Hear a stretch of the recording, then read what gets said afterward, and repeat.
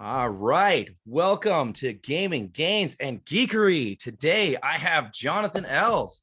John, why don't you tell the people about yourself? What's up? What's up, Mr. Ward? Thanks for having me again there, brother. My name is Jonathon Ells. I am a 12-year experienced fitness coach and personal trainer. My specialties are changing body composition, the way you look, so weight loss, muscle gain, and functional training in terms of for daily life. So building skills that you can use in your daily life that are going to allow you to go until you're your ripe old age and still stand upright and still can walk around. You don't want to be one of those people that's like 55 and has a walker. You know, that's too premature. So my thing is like long-term health and sustainability. Yep. So that's my main driver. And it almost always starts with building confidence from changing how we feel about our body. So that's about a little bit about me. I actually worked with Jason for, what was it, 6 years or 7 years? I actually think it was about four or 5 years. How long? Okay. I was with Good Life for about 5 years. Yeah. So I worked with you for about 5 years, and it was a pleasure. And we did a little bit of collaboration here and there too, which was nice. So so that's me. I'm originally from Halifax, Nova Scotia, Canada. I'm currently living in Miami Beach, and right now my entire focus is my online personal health and fitness coaching program called Complete Fit. And I'm just stoked for 2022, man. Awesome. Those of you who've been following me for a little while will know that John and I see eye to eye on quite a lot of fitness type stuff, as I also am big on longevity and like doing it for the love of it, not just doing it to do it. So many people suffer through their workouts, right? Like, what's the point? Like, why are you doing that to yourself?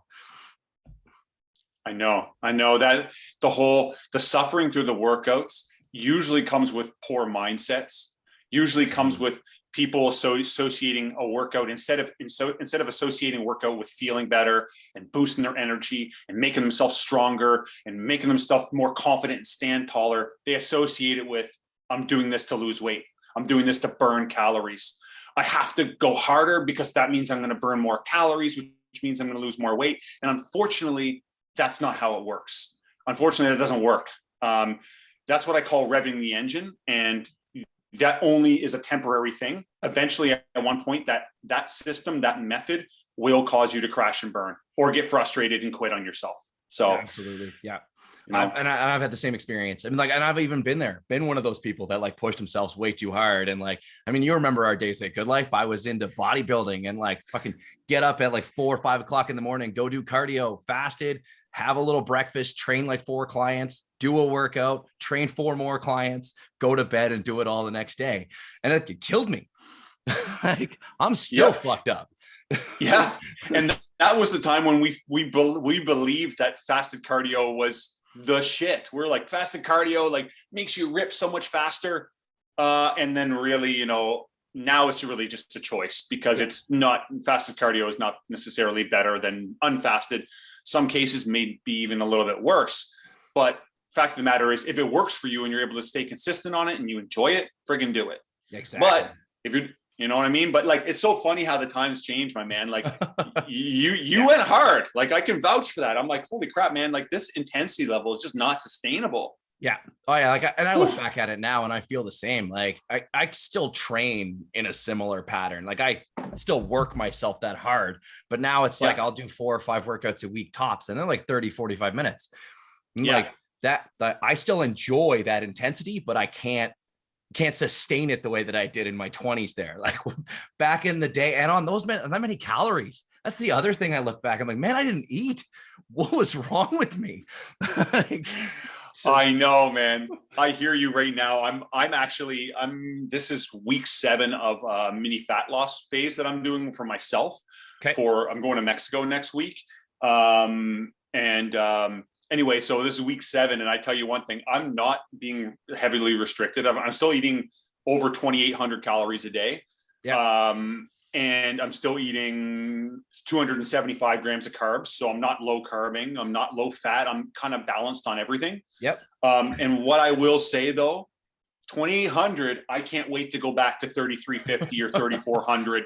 Yeah. Because my workouts are suffering. Like, I'm just for perspective for folks listening to this, I'm 6'3", Usually my body likes me to be around 215. Currently, I'm around 200, a little bit under. My scale in my apartment building is actually incorrect. I've been reporting it in the 190s, but I weighed myself the other day at another gym and it was 204. So regardless, I'm around 200, and our bodies like to kind of regulate where we're at. They like us at a certain, like we can fight it. We can either fight it to gain or we can fight it to lose, but then our body's always going to try to pull us back, which is why we can't just like do a workout program to get strong and build muscle for 2 months and then stop and think we're going to keep that, because our body will just bring us right back to that level again. Right. Eventually. It's kind of like the whole set point theory, right?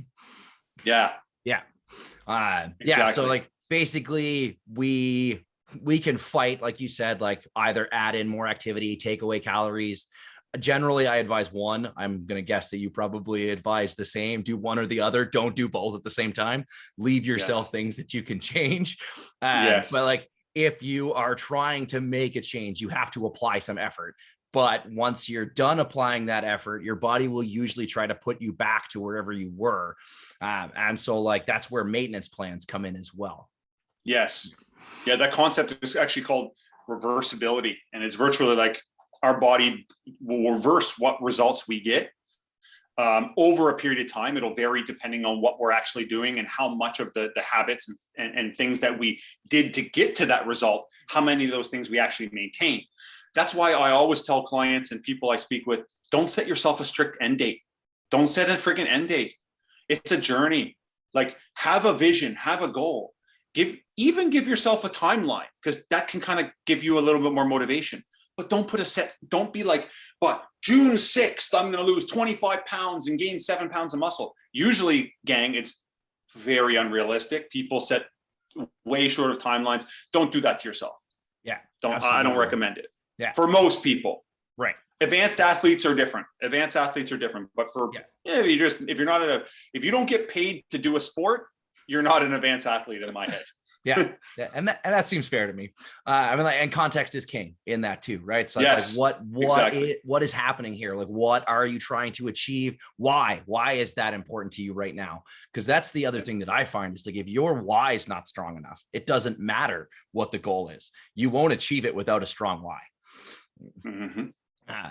So reversibility, that's like a really good concept, talking about like maintenance and that kind of thing. Like, do you want to delve into that a little bit more? Yeah, let's freaking do it. Yeah. You kick it off there, brother. All right. So I'm like, where do we even start actually with maintenance? People want to achieve the end goal, but they don't think about what's going to happen once they get there. Right. That's generally what I have found. It's like, okay, like I have this wedding, I have this vacation, whatever is coming up. We're going to lose 15, 20 pounds, whatever it is. But once we get to that date, then all bets are off. It doesn't matter anymore. I'm going to drink my face off again. I'm going to start eating all the foods that I miss. And it's like, okay, then why did you do that in the first place? Exactly. What would be a better approach in your view when you're going through that process? I always tell people immediately from the start, ask yourself this question. If you can't see yourself doing it in 2 years, it's not maintainable. Right. So if you're doing something, you can't see yourself doing it in 2 years, it's not maintainable. And now people often have this idea that only works for a very, very small amount of people, that they can do something more extreme and then transition into a maintenance period. So that's one side of the coin, is what you said. People don't even think there is a maintenance and they can just stop. The other side of the coin is they think they can do something aggressive and transition into something more maintenance, which is I believe is only really effective if you really, really know what you're doing. Yes. Okay. If you think you sort of kind of know what you're doing, it's not friggin', you got to have a really, really good idea for what maintenance is. You need to understand how calories work, how exercise works, how progressing your programming and your nutrition and regressing it when necessary. You need to understand how all that stuff works. And then the associated expectations and mindset that come along with that. Yeah.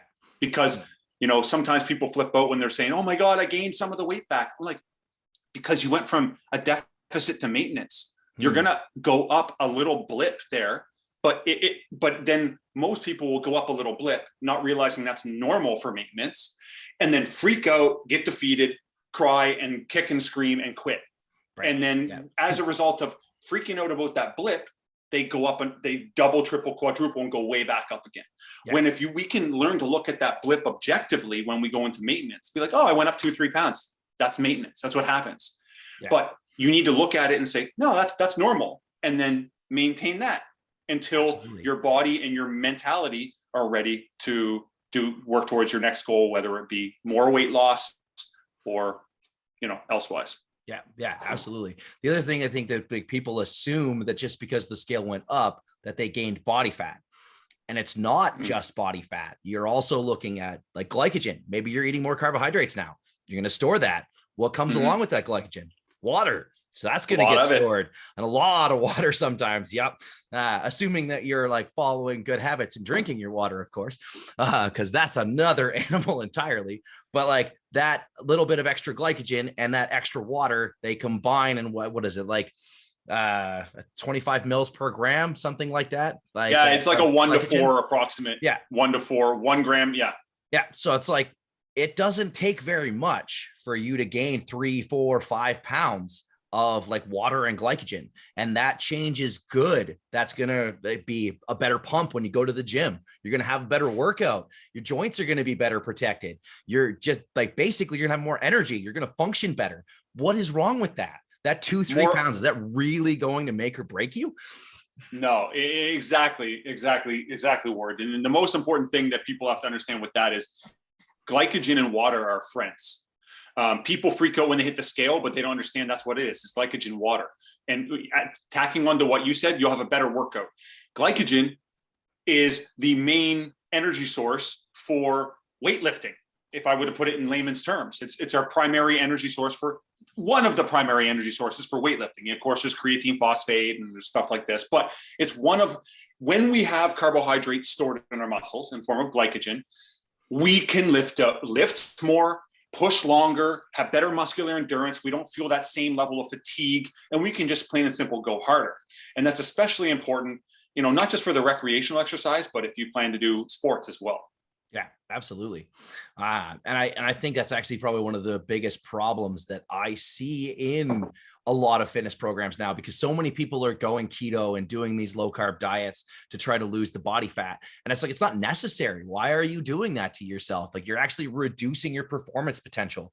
And I mean, like, in some cases, there are people who maybe that is a better diet for, and I'm not going to discourage people from doing low carb diets. Yeah. Like, if you want to do that and it's like better for your adherence, then go for it. I'm game. But if you're doing it because you think it's the best way to do it, then you're wrong. And there are other ways that are just as effective, but could be more challenging for you from that psychology standpoint. Like, some people don't do well with carbohydrates. I'm like, I have a love-hate relationship there. Like, some of them can eat them all day. So choosing the right for one me too. For me too. And we got to realize that too. For me too. Like, if I get cereal or bread, English muffins, God forbid, if I have English muffins in my apartment, gone. I could eat the entire thing in one sitting. Get a family-sized plate, butter those babies up, peanut butter. The entire pack of English muffins gone in one sitting. No problem. Yeah, no problem at all. But like rice or potatoes, which are my go-tos, they can sit in the cupboard forever. And I'm never like, oh my God, I can't wait to eat that entire bag of rice. Yeah. It just, you got to understand that there's certain things that you're going to be able to overeat a lot because you love them. Yes, absolutely. I mean, and I feel like bread is one that is true for a lot of people too. I'm like, I'm right there with you. Like, I actually had an entire loaf of sourdough bread like last week.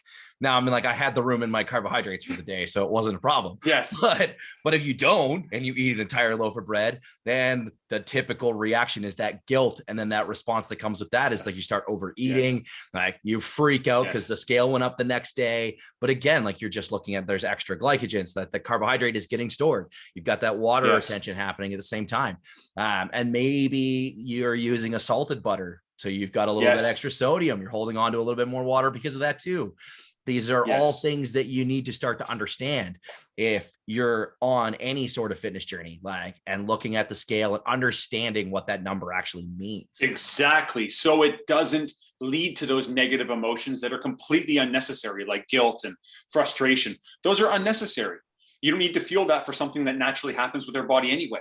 Yeah. So just understand this, to tack on what you said there, Jason, the most important thing that people need to know is that short-term fluctuations in weight are almost never fat in those couple days span. It's not body fat, it's water.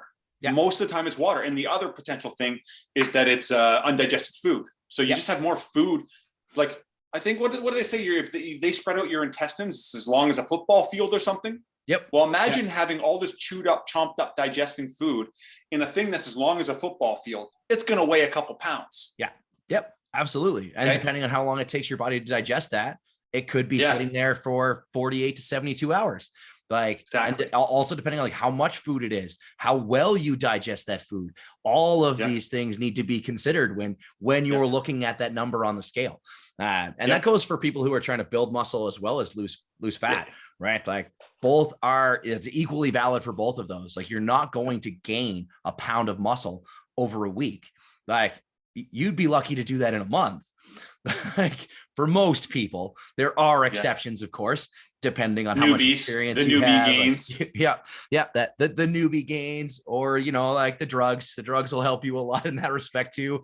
If that's a route that you want to take, it's not one that I particularly approve of, but it's your choice, right? It's your body, whatever you want to do. Exactly. I say the same thing too, dude. Like, I'm really on my social media, I've kind of taken this stance as no bullshit, anti-BS, anti-fad diets.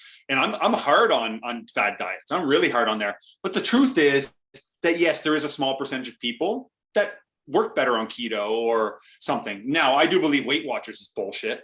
That's crap. What the hell are points? That doesn't make any sense. It's even one far more convoluted than what's actually going on. And I actually am amazed at the number of people who have done Weight Watchers and don't find it too complicated, because I just look at it like, how do you like keep track of all of these points? Why don't you just track calories or macros? Like, they're actually easier numbers to understand, and they mean something. It's not arbitrary. Like, that's the part that drives me nuts with Weight Watchers for sure. It's like, but how did you come to that decision? Why is that worth that many points? And there's no justification. Nobody can tell you the reasoning behind it. So like, so what's the point? Like, where did this come from? Why don't we just look at the calories then? And like, those can be your points. We'll call them points if that makes it easier for you. I mean, I get like gamifying stuff is fantastic. I think it's a great way to get people more excited about what it is that they're doing, right? So like making your workouts a game where you're having fun while you're doing those exercises, making your nutrition some sort of game, again, to make it more fun and engaging. Like, these are good ideas to help with your mindset, right? Turning it into something that is enjoyable, that you look forward to, is way more important than finding the best fad diet. Although they're never going to call themselves a fad diet, but like, that is what they are. Keto, carnivore, like all of them, like they're fad diets. Some of them have been around a lot longer than others. Sure. Like Paleo has been around forever. Oh man. Yeah. I feel like Paleo's lost a lot of steam though. I feel like they don't have the same following they did in like the early 2000s. Like, I remember, like, you were at Acadia at the same time as me, actually. Like, I remember being at Acadia and like all the people that were doing paleo at the gym there at the time, I was like, what is this? What do you mean paleo? Eat like your ancestors? Like, what? Why? Even then I was like, this doesn't make any sense. Like, we can't be sure what they were eating. Also, whenever those questions come up, man, you just got to ask yourself this simple question. This is it for everyone out there. Who's making money off this shit? Because someone is. Someone's making money off that shit, and you're all walking around saying, I need to chomp on raw meat all day long because that's what the caveman did. Well, we're not fucking cavemen. We've advanced a lot since then. Our bodies and our digestive systems are more complex. Now, listen, I love a good rare steak with blood dripping out of it. But we got to understand, if we're just the only way to eat rare steak. Exactly. Come on now. You're not doing it that way. You're doing it wrong. Like, let's be real. Exactly. Don't say that to the Cubans. I'm living in Miami. The Cubans here, their steaks are this thick and like black. Oh, like, oh no, extra terrible. Well done. Extra well done. No, I can't do it. No, not if it's a good cut. If it's a bad cut of steak, do whatever you want to it. But a good cut has to be rare, medium at most. Like, yes, exactly. And Mr. Ward, the Cubans don't have medium rare and all the stuff, they have steak and steak and steak. There's only one type. There's no sirloin. It's whatever. I don't know how they cut it. Right. Yeah. just lop it off the animal and then throw it in a fire. It's fine. All right. Yeah. So like, I think you're absolutely right in talking about like who's making money from this concept. Like, why are people pushing this? So like keto, a lot of these people are selling you keto products, right? Like they're high fat protein bars, high fat, like with the coconut oil you put into your coffee, like, or just a stick of butter in your coffee. Like people are making money off of these ideas, and it drives me so nuts. Stupid. Like, it's so stupid. It doesn't do anything. And the worst part is people think this is going to make them lose more weight. Yeah. It's even questionable from, is this healthy in the long run?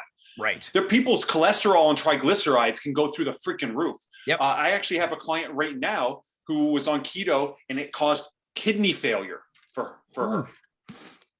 So because they were probably taking keto products and stuff too.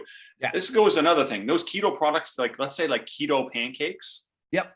That doesn't make any sense. There's no such thing as keto pancakes unless it's just, you can't have a carbohydrate that's keto unless the net carbs are so low. And even then, if you're eating keto pancakes, you're defeating the purpose of keto.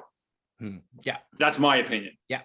Well, I mean, like, I'm kind of with you. I've always felt like, why do you need to replace foods to follow your diet? Right? Like if you have to have keto pancakes, or I'm like, this is actually an argument I have with like vegans and vegetarians sometimes too. It's like, why do you need fake meat? Like you can just eat less of it. Like there's no point in having these fake products that are meant to mimic other foods. Like if you miss that food, you should probably consume that food. Maybe you don't consume as much of it. That's fine, right? But it's like, if you really miss that food that much that you need a substitute of some kind, then you're probably missing it for a reason. At least when it comes to whole foods. Pancakes and like candies and stuff are maybe another matter entirely. But I think at the same time, like I'd rather see somebody like drink a protein shake and eat a cookie, like an Oreo, for instance, than have like a protein cookie. Like exactly. Why? Like just have a source of protein and have the cookie. Like it will be infinitely more satisfying for you as well. Infinitely more satisfying. That's diet culture, thinking that we need to replace everything.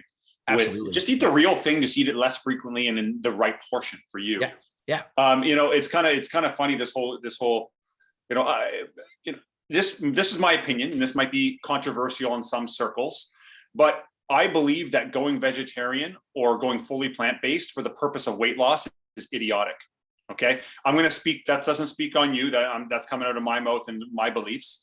I believe that if you go plant-based, or if you go vegetarian, do it because that's how you like to eat, and because you value the animals and value the environment for those reasons. If I ever ask someone, and it does happen, where I'm, like, why did you go vegetarian? Oh, because I need to lose some weight. Don't effing go vegetarian because you need to lose weight. In some cases, it actually makes it harder. Yeah. Because it makes getting the amount of protein that your body needs for an active individual to thrive. Not RDA, which is some bare ass minimum bullshit to sustain life. That's what RDA is. People say, "Oh, I'm getting my RDA." That's dick all. That's nothing. Yeah, that is your bare ass minimum. Why would you just get the minimum? Like that's not where you need to be to thrive. Yeah. Exactly. Especially if you have like, you want to gain muscle, you want to lose weight, you want to get strong, you want to be until you're 65, 70, 80, walking and running and hiking and doing things and doing activities. Well, we need to protect our damn muscle. So when people say they're going to do vegetarian to lose weight, I think it's the wrong reason. Do it because you love animals and you don't want to hear them. You don't want to have them being hurt because you just don't like eating meat. You just, it's not something that you enjoy. You know, it's a personal preference, or because you are concerned about the environment. And some people are just really concerned with the environment. And it is true. But what we don't understand is that fruits and vegetables and beans and nuts have an environmental cost as well. Yes. It's not that it's completely, it's just lower than it is for conventional farming of meats. Yes. And I know that may be controversial for some people, but I'm putting that out there, and that's resting on my shoulders because it is my belief. Okay. I'm all for people going vegetarian or plant-based. I coach you. I coach them all the time, but for the right reasons. Yes. The same way you would choose a diet. Yep. And I'm right there with you. I am of the same opinion, to be honest. Like I think that choosing to be vegan or vegetarian or fully plant-based, whatever you want to call it, because of for weight loss is the wrong reason to choose that dietary pattern. It is harder. It's much harder to follow those diets for most people who are trying to be active and like lose body fat, gain muscle, like whatever. It's why, like, when I see all of these arguments about like how you can do it, I'm like, nobody's saying that you can't. Like, that's never been my argument. And I'm the same. Like, I will coach people who want to be vegan or vegetarian, and like I will help you make better choices. But it is going to be more challenging. And I make sure that people understand that when they're making that distinction, they're making that choice.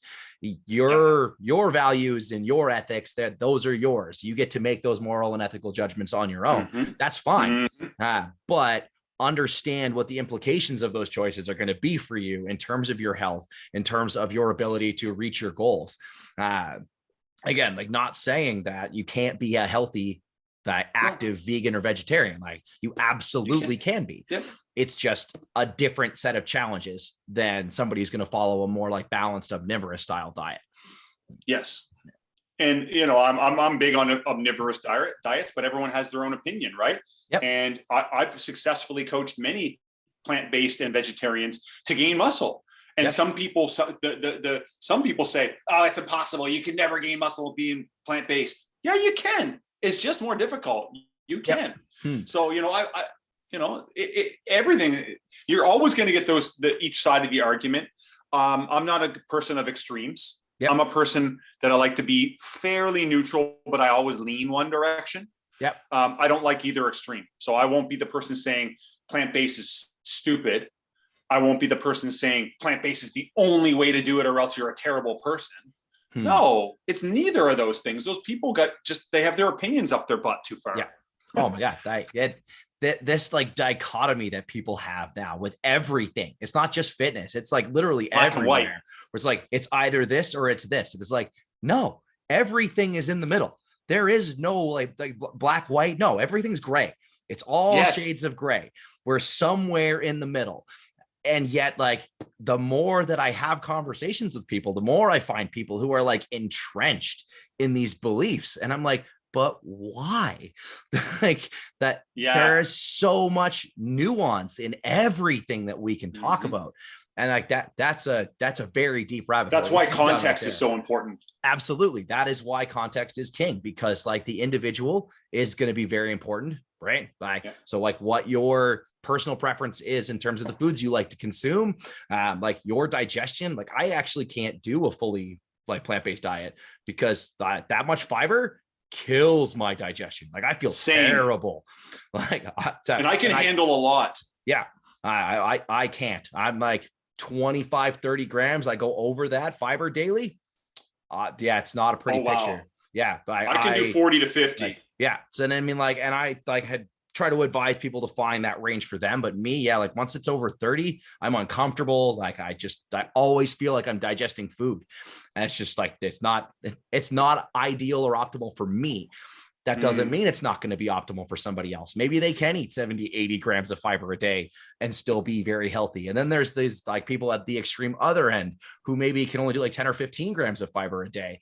And I mean, like, then you've got the whole carnivore camp. That's another thing. I don't know. I would not want to see the inside of those people's toilets. I mean, like, I tell you, like, I did a brief carnivore experiment just to see what it was like. And it was not pleasant to start.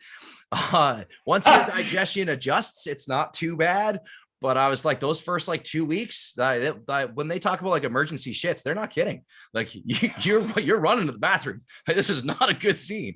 But it's like fiber has a role in digestion, and like it holds it all together, gang. Yeah, exactly. It holds it together. It makes it a little bit easier to pass stuff.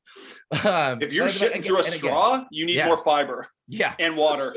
Yeah, believe it or not, water. Water plays a huge role too. Absolutely. And again, like, so it's all interconnected. So like figuring out what's going to work best for you is going to be an experiment of sorts, right? Like taking things away here, adding them there, and like one thing at a time. Again, coming back to that concept, don't change too much all at once, then you can't possibly know what had an effect anyway. So like, why are you overhauling every aspect of your life at one go? Like, let's take a little bit of time, figure this out, like make a little change. People hate hearing that, Ward. Oh my God. People hate. Absolutely. When I tell my clients that we're going to do one thing at a time, a lot, not all of them, but some of them are like, okay, great. But some of them are like, they hit this panic because they have this fear that they're not going to get the result if they go slow. Yeah.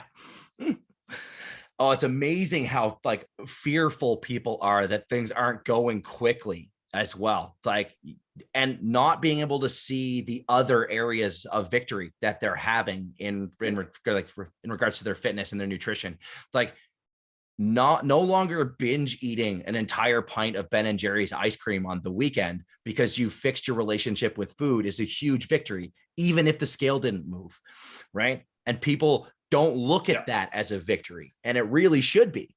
Like, it's absolutely, it's like, oh my God, you're not binge eating anymore. Let's celebrate that. This is amazing.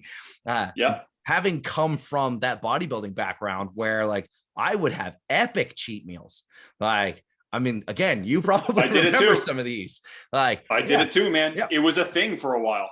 Oh my God. Like, you remember when we went to like cheese curds and then instead of getting fries, we went to habaneros and got tacos too. and then we went back to your place and I had like a party size bag of friggin' party mix and like 2 or 3 different bags of candy. I ate all of it. All of it. Yeah. Like you went hyperglycemic. Yeah. I remember you going hyperglycemic. You were incoherent for a little while, sweating, red. Yeah.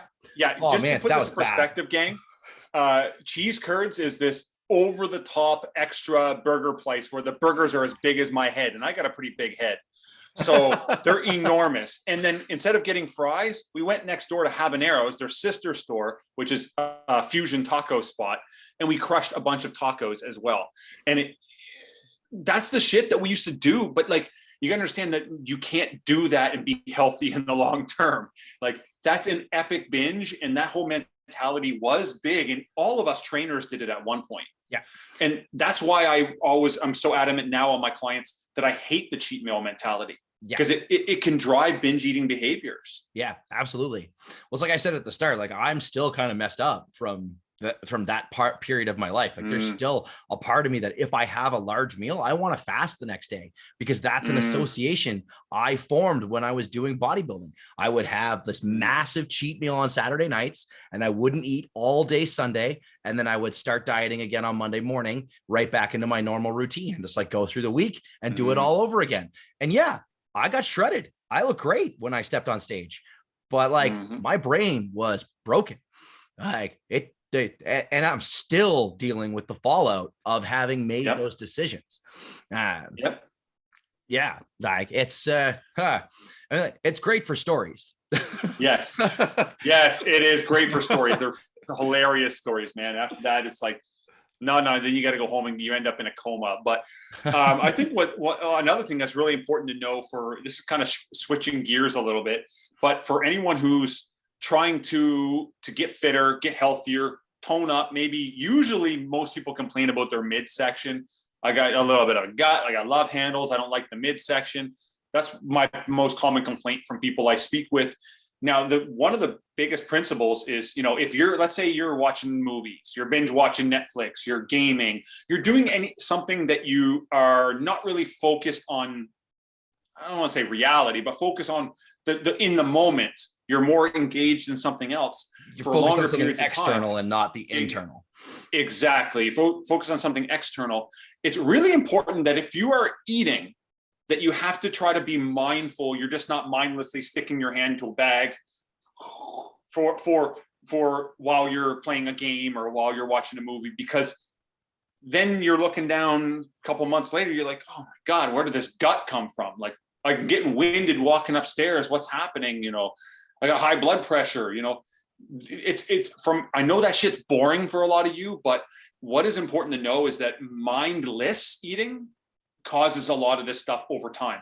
And no one gained weight overnight. No one got healthy overnight. It's a cumulative thing and we don't really see it, but it's built upon the habits that we do or do not have in our life. So do have good ones, do not have good ones, or do have poor ones. or do not have poor ones. And we usually have a smorgasbord of those type of habits. And if we have a habit that we play 6 hours of the new game that came out every Saturday night or every Sunday all day long for 12 hours, and we're eating chips or eating popcorn, got chocolate, we got burgers, and we're not even thinking about it, we will consume significantly more calories when we're not paying attention than when we are.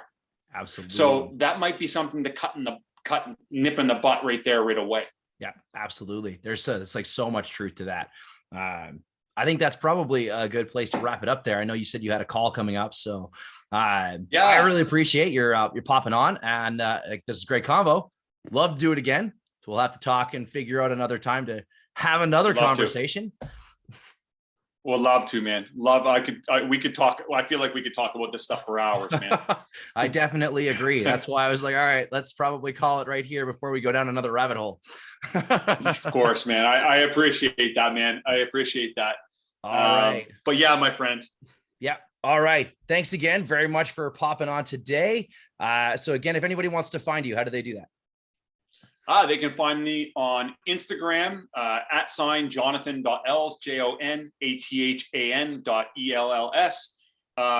CompleteFit.coach is my new coaching account on Instagram.